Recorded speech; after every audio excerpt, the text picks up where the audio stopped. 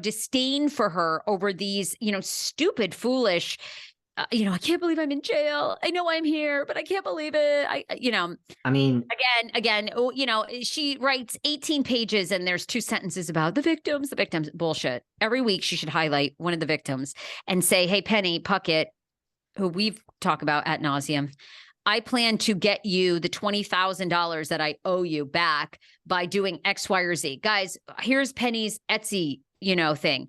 And of course, people are going to be like, fuck you, you pay her back. We're not paying her. But I mean, at least it's like highlighting these individuals that were completely scammed. She's such a narcissistic piece of shit. And I'll rant about that next time. And don't get me wrong. Like if you're in jail for, even Teresa, I would have understood it. If you're in jail for like a year or 9 months, I understand having someone run your social media because the world will basically be the same when you get out and you want to keep your followers. It's like, girl, it's 6.5 years. So why are you having someone run your social media and putting these things out? You can't read. I mean, you don't have your phone in your cell under your blanket. So you can't read what people are saying. So it's like, why do you care? Why do you care about reaching out to your followers? Like that is narcissistic because you're not getting a response. So in your head, you're doing this for some sort of like, and by the way, like what is she said her best friend's name was K-Chain or K-Cup or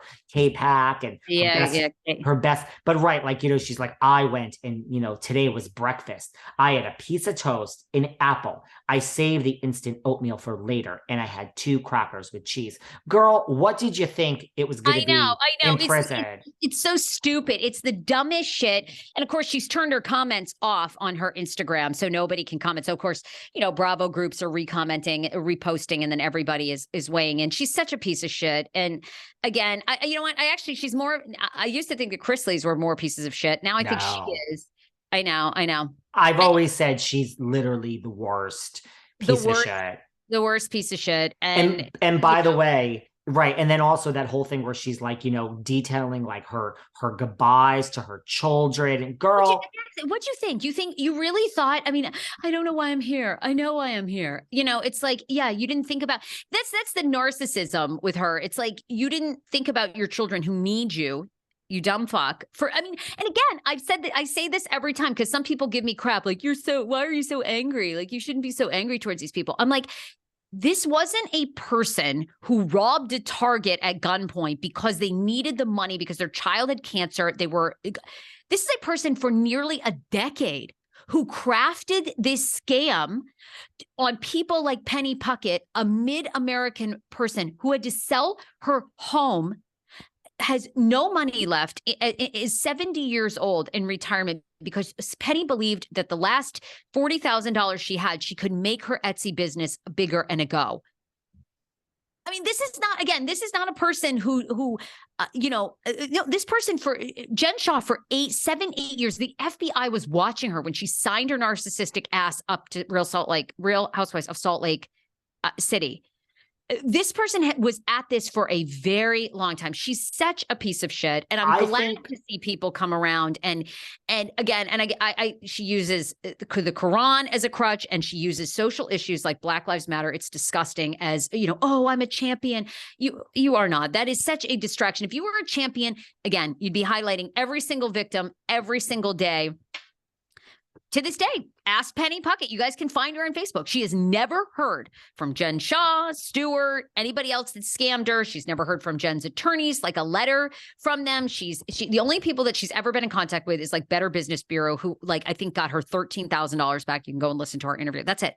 Never heard from Coach. Never heard from anybody. And it's totally performative allyship. If you're like this and that, like, girl, people that really want to help, BLM and I came from Hawaii and all this. They do it very, very quietly, girl. They don't do it in the fucking look at me. I'm stand for the cause. Give me a fucking break. And by the way, I think she can't profit from it because that's just what happened to Ghislaine Maxwell. And she was thrown in that solitary confinement because she gave an interview and they found out she got money for it. They threw her in solitary for like 4 days. I know. These people are fucking criminals. And then they're shocked that, you know, it's the same. And I feel for the Chris Shah's, kids, right? yes. But, you know, Savannah came out too. Oh my God, my mom is being mistreated in prison.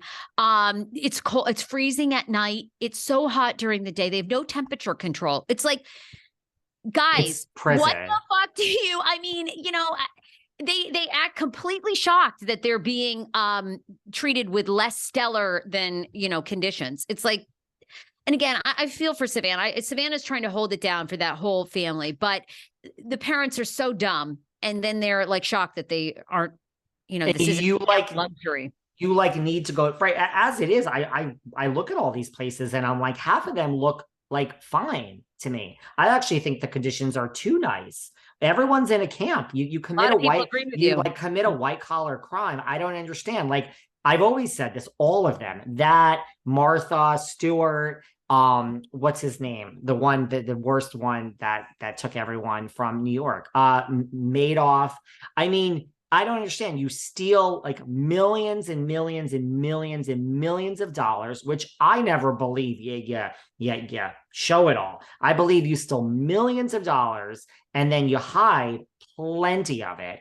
And then you get caught and then you go to a camp and then you get out. And guess what?